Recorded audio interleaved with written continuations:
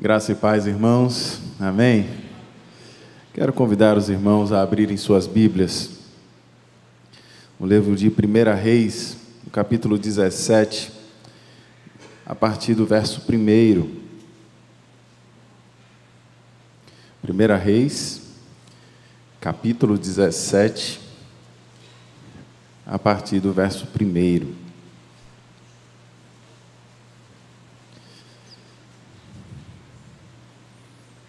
O texto sagrado, ele diz assim: Elias disse a Acabe: em nome do Senhor, o Deus vivo de Israel, de quem sou servo, digo ao Senhor que não vai cair orvalho nem chuva durante os próximos 3 anos, até que eu diga para cair orvalho e chuva de novo.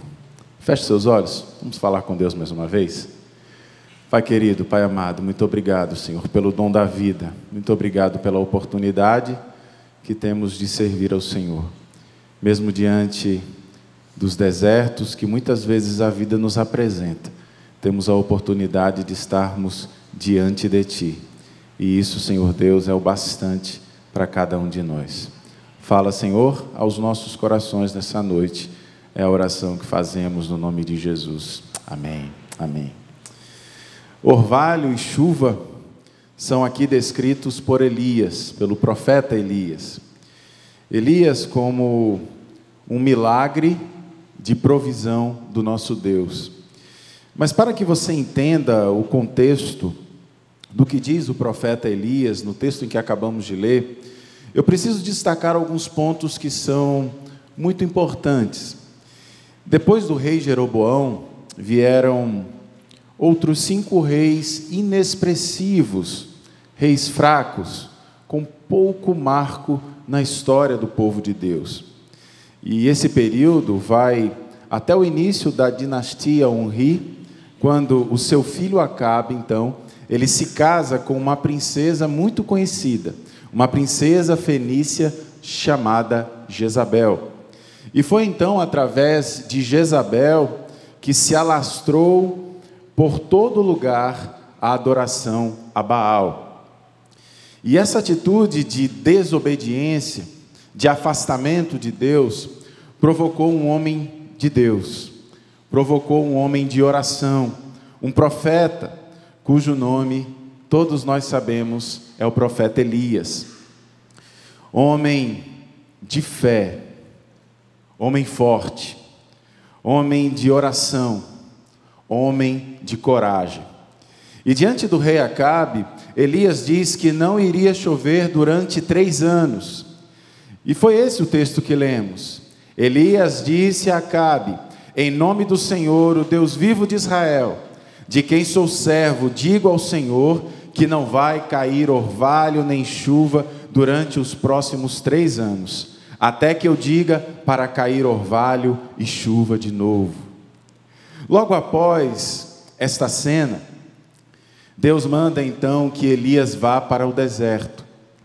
E é justamente lá no deserto que o profeta Elias ele vive grandes experiências com o Senhor. Elias vai para o deserto por obediência, única e exclusivamente por obediência ao Senhor. E veja só o que diz a palavra de Deus.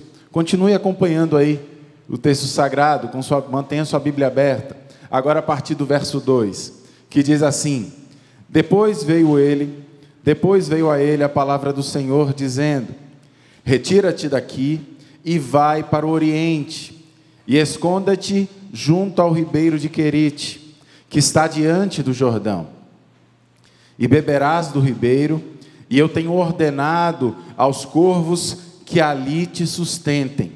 Foi, pois, e fez conforme a palavra do Senhor, porque foi e habitou junto ao ribeiro de Querite, que está diante do Jordão. E os corvos lhe traziam pão e carne pela manhã, como também pão e carne à noite, e bebia do ribeiro. O ponto alto do texto sagrado é ver que no deserto, sem orvalho, ou sem chuva, Deus estava naquele lugar. Mesmo que pudesse parecer que o sustento, que a vida dele havia acabado, Deus estava com ele, o alimentando, saciando a sua fome, saciando a sua sede através de um riacho. Talvez o que nós conhecemos aqui, um pequeno açude, um pequeno córrego. Mas aconteceu que sem orvalho, aconteceu que sem chuva, então vem a seca, vem o deserto. O pequeno açude também se foi, o pequeno açude também secou, mas atentem que Deus não havia dito ao profeta que aquele açude iria secar. Mas através da vida do profeta, através da vida de Elias, eu posso entender que as situações do fundo do poço fazem parte de nossas histórias, da história de cada um de nós. Todos nós, em algum momento de nossas vidas, passamos pelo fundo do poço. Mesmo Elias revestido de fé, mesmo Elias sendo um homem corajoso, um homem temente a Deus, definitivamente não é fácil passar pelo deserto. Não é fácil chegar no fundo do poço. Mas diferentemente de cada um de nós, de mim, de você, Elias entendeu, primeiro, não temos capacidade alguma para julgar os meios que Deus usa para nos proteger. É isso mesmo. Diante dos seus olhos, a chuva pode não estar visível. Não sobrou nem um pouco de orvalho ali para sobreviver, para continuar a caminhada.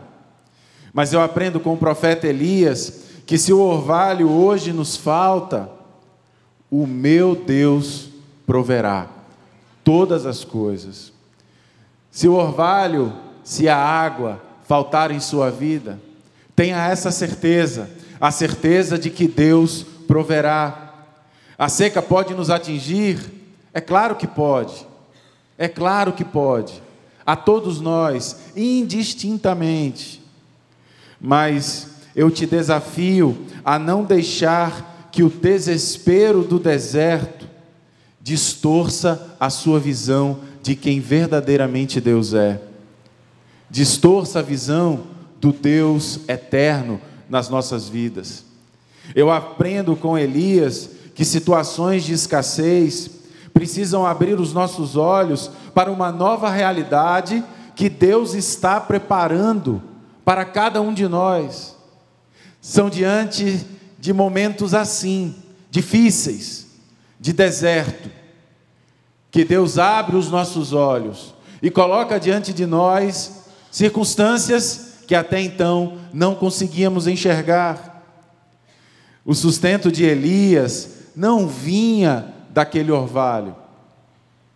O sustento de Elias não vinha da chuva, não vinha daquele açude. Yahvé é Deus poderoso. Yahvé é Deus provedor. Vem a Elias então e diz, veja o que diz o verso, a partir do verso 7 até o verso 10 do texto sagrado. E diz assim: o Eterno disse a Elias: vá para Sarepta de Sidom e permaneça ali. Já instruiu uma mulher que mora lá a providenciar comida para você. Ele foi, e ele então foi para Sarepta. Elias era um homem de fé, e sabe, irmãos, a obediência, ela tem o poder de mover a vida espiritual do ser humano. A obediência, quando eu olho para esse texto, eu entendo que a obediência é a maior prova de amor que nós podemos dar ao nosso Deus. A obediência, ela é essencial para que possamos conhecer verdadeiramente o nosso Deus. A obediência, ela é sinal de submissão. ao nosso Deus. A obediência, ela é sinal de maturidade. A obediência, ela acaba com a apatia que muitas vezes reina em nós, que muitas vezes somos acometidos. A obediência, ela acaba com a apatia. E o principal, a obediência, ela alegra o coração do nosso Deus. Ela agrada o coração do nosso Deus. E Elias, ele deu sinais de coragem, ele deu sinais de ousadia, mas foi através da obediência que Elias experimentou a graça protetora de Deus. Foi através da obediência que ele verdadeiramente se relacionou com o Senhor. Ele sabia que a seca nunca esgotaria o poder de Deus na sua vida. Mas os fatos bíblicos, meus irmãos, nos mostram um movimento no mínimo desafiador a todos nós. Deus fala do coração de um homem, e Ele fala a este coração e lhe dá uma missão. Deus fala às nossas vidas e Ele nos dá uma missão. E isso aconteceu com Elias. E a missão de Elias não era fácil, era um grande desafio. Elias foi convocado a confrontar o pecado, a confrontar a idolatria, o afastamento de Deus. E sabemos que esse é um grande desafio. Imagino que não deve ter sido fácil para ele, mas diante dessa missão, o que Elias faz? Elias obedece ao Senhor. E ele confronta o pecado, a idolatria, o afastamento de Deus. Depois então Deus manda que ele vá para um deserto. E mais uma vez, Elias obedece. Então Deus vai e lhe supre as suas necessidades. Depois Deus manda que ele se retire para uma cidade talvez desconhecida. Uma cidade que as pessoas não sabiam onde ficava, não conheciam exatamente. E o que Elias fez? Elias mais uma vez, ele obedece ao Senhor. Então Deus vai e lhe supre as necessidades. Os irmãos conseguem reparar este movimento bíblico? Obediência a Deus, depois o suprimento das nossas necessidades. É como se Deus dissesse a mim e a você: olha, as fontes secaram? Secaram, Senhor. Não há orvalho para trazer vida? Não há orvalho. Então dê um passo de fé. Siga adiante. E você verá a glória de Deus. Dê um passo de fé. E você verá a manifestação da glória de Deus sobre a sua vida. Eu sei que todos nós, em algum momento de nossa história, nós já ouvimos falar que existem pessoas que deram a sua vida pela missão, que entregaram tudo o que tinham, sua própria vida, em prol da missão do Senhor Jesus. E no início da história da igreja, logo nos primeiros 4 séculos, se levantaram esses homens que aprenderam diretamente com a teologia dos apóstolos e conviveram com a igreja em sua fase inicial. E aqui eu quero destacar 3 deles: Clemente de Roma, Policarpo de Esmirna e Inácio de Antioquia. Eles representam a geração que sucedeu os apóstolos no 2º século. Prepararam e deixaram um valioso legado de textos históricos, de textos inspiradores a cada um de nós. Clemente de Roma, ele terminou a sua vida, ele terminou a sua caminhada com o martírio. E declarou algo pessoalmente que me inspira. Ele disse, se referindo às dores da perseguição, ele disse assim: os que perseveraram na paciência tiveram por herança glória e honra. Policarpo de Esmirna, ele declarou: durante 86 anos servi a Cristo, e ele não me fez mal algum. Como poderia eu blasfemar contra o meu Rei e meu Salvador? E o que eu mais admiro, Inácio de Antioquia, ele escreveu 6 cartas para as igrejas da região. E ao falar sobre sua perseguição, ao falar sobre a sua dor, ele disse a famosa frase: trigo de Cristo moído nos dentes das feras.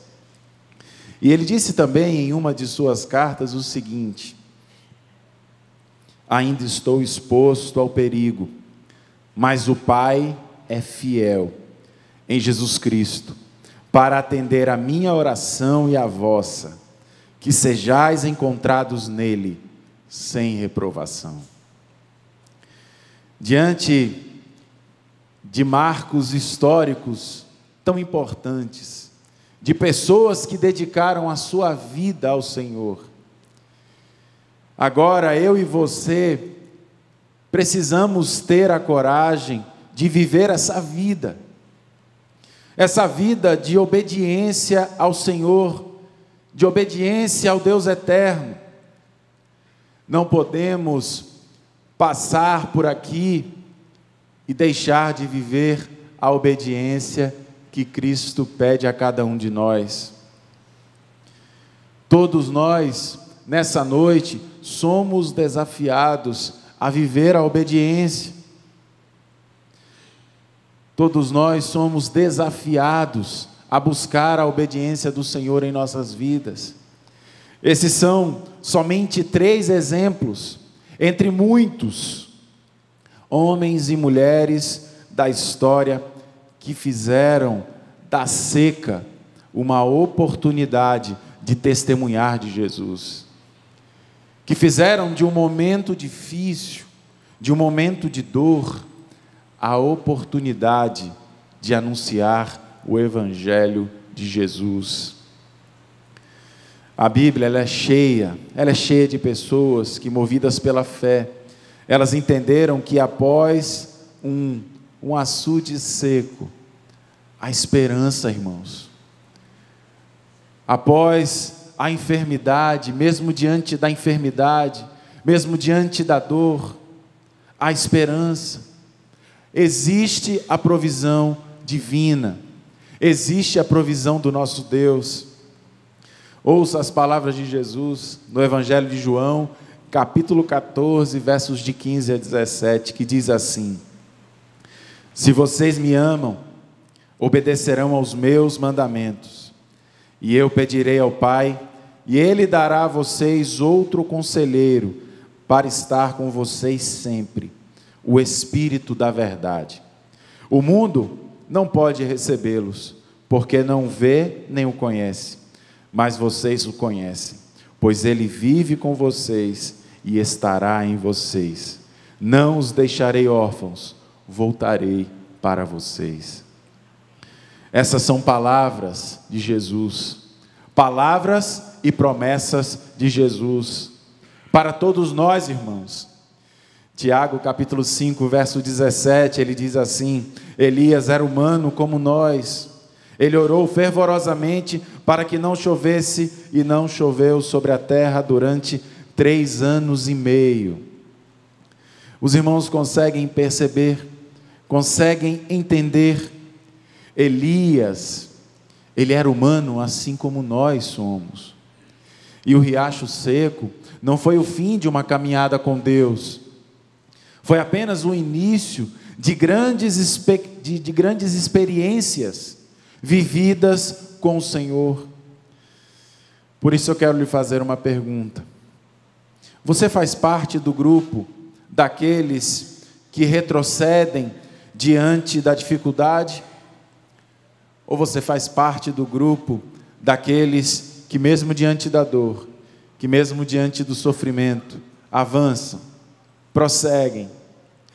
eu quero lhe dizer que Elias, ele viveu sua crise debaixo de obediência. E por isso, ele viu o agir de Deus na vida de muitas pessoas. Por isso, ele viu a farinha e o azeite serem multiplicados para alimentar uma viúva e também o seu filho.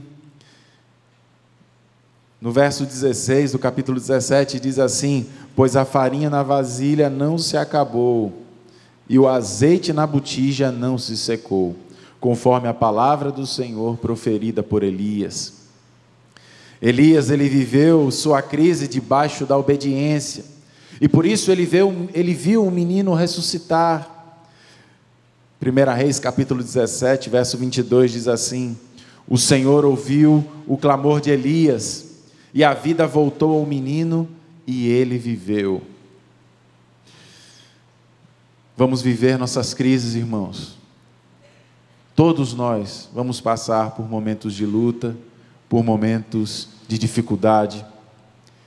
Mas eu quero desafiar nessa noite a todos nós, a começar em mim, a vivermos os nossos momentos difíceis debaixo da obediência do Senhor.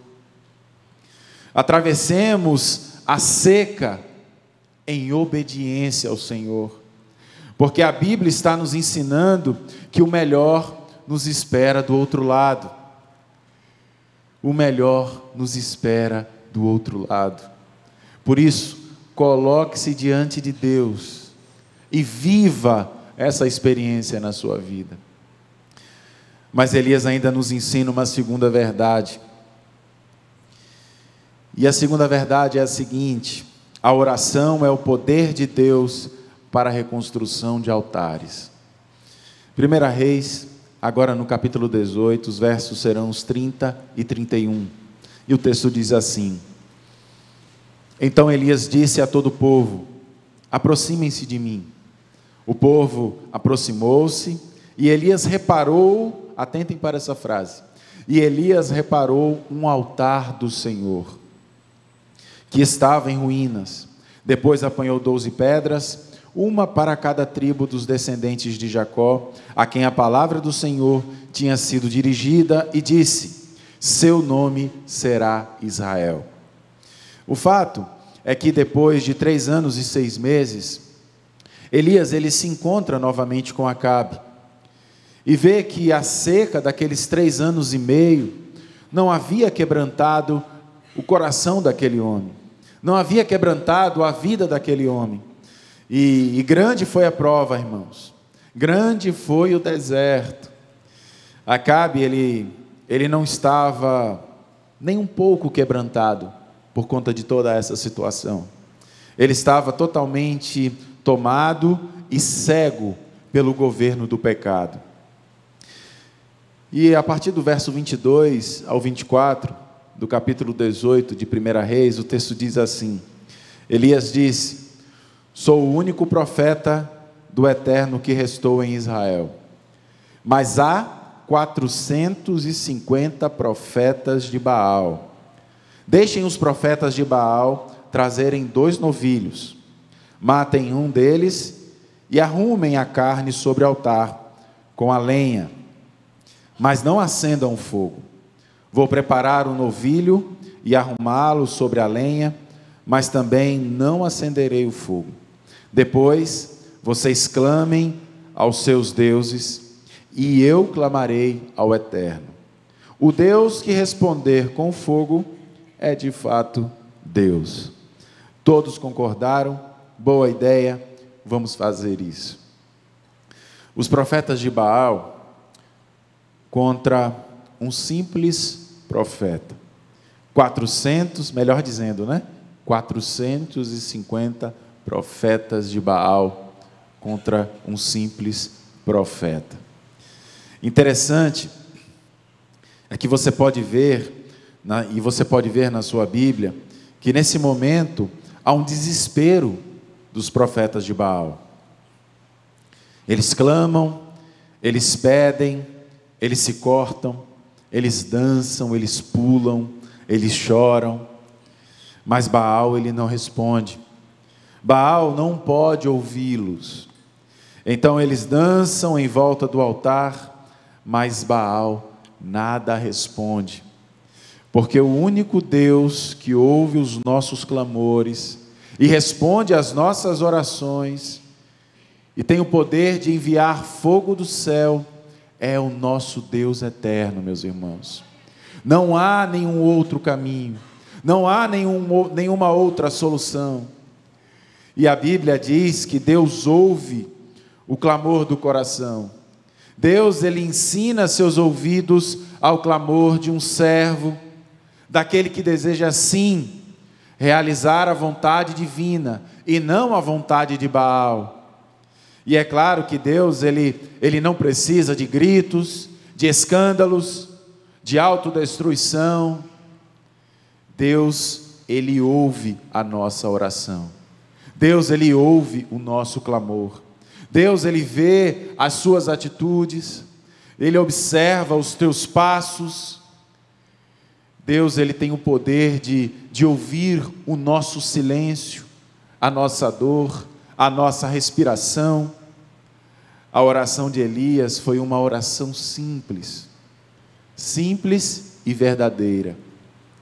1 Reis capítulo 18, versos 36 a 39, o texto segue dizendo assim: à hora do sacrifício, o profeta Elias colocou-se à frente e orou: ó Senhor, Deus de Abraão, de Isaque e de Israel, que hoje fique conhecido que Tu és Deus em Israel, e que sou Teu servo, e que fiz todas as coisas por ordem Tua.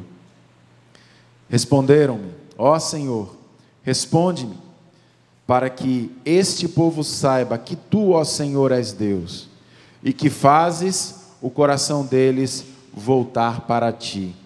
Então o fogo do Senhor caiu e queimou completamente o holocausto, a lenha, as pedras e o chão. E também secou totalmente a água na valeta.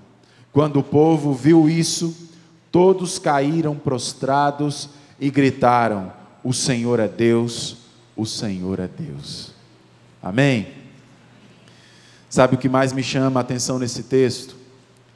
Não é o fogo, não é a destruição, mas é o fato de que Elias, antes mesmo de ver Deus agindo de forma mais concreta, ele pôs as suas mãos para trabalhar. Ele pôs as suas mãos para trabalhar e reconstruiu o altar, para então Deus operar o milagre. Mais uma vez, aquele ciclo que eu disse no início da reflexão, no primeiro ponto: fé, obediência e experiência. Veja o que diz as palavras de Jesus acerca de termos as nossas mãos envolvidas na obra do Senhor, na missão de Jesus. Lucas capítulo 9, versos 60 a 62. E eu quero ler uma paráfrase da Bíblia, a Bíblia Mensagem, que é uma paráfrase, que diz assim nesse texto de Lucas: Jesus afirmou: as coisas mais importantes primeiro, a prioridade é a vida e não a morte. A vida é urgente, anuncie o reino de Deus. O outro declarou: estou pronto para seguir o Senhor, mestre, mas antes preciso acertar as coisas lá em casa. Jesus então reagiu: sem adiamentos, nada de olhar para trás. Ninguém pode deixar o reino de Deus para amanhã. A oportunidade é para hoje. Deus está nos dizendo, meus irmãos, nessa noite, que existem algumas coisas que a gente mesmo precisa trazer com as nossas próprias mãos, entregar ao nosso Deus. Fogo do céu, é Ele quem manda, mas carregar as pedras e reconstruir o altar, isto é função de cada um de nós. Este passo precisa ser nosso. Essa atitude precisa ser nossa. Precisamos carregar as pedras para reconstruir o altar. Isso cabe a mim e a você. Já estamos no ano de 2024. Aliás, já estamos chegando perto do meio do ano de 2024. Por isso, meu irmão e minha irmã, acorde para Jesus. Se ligue, meu irmão, se ligue, minha irmã. Deus, Ele não quer mais sacrifícios. O que Ele quer de nós é um coração verdadeiro. Deus, Ele não quer mais sacrifícios. Se assim fosse, a igreja hoje continuaria oferecendo sacrifícios e sacrificando coisas para agradar a Deus. Mas o nosso Deus procura homens e mulheres, pessoas fiéis ao Senhor, fiéis como companheiros, como amigos, como servos fiéis, obedientes ao Senhor. Que honra, meus irmãos, que oportunidade Deus tem nos dado de sermos recebidos por Ele, de sermos cuidados por Ele, de sermos abençoados pelo próprio Deus. Podemos nos assentar à mesa, comer com Ele, ouvir atentamente a sua voz, através da palavra que é pregada, através da palavra lida, através das canções, receber a sua palavra de fé, de esperança, de ânimo, de amor, de confiança.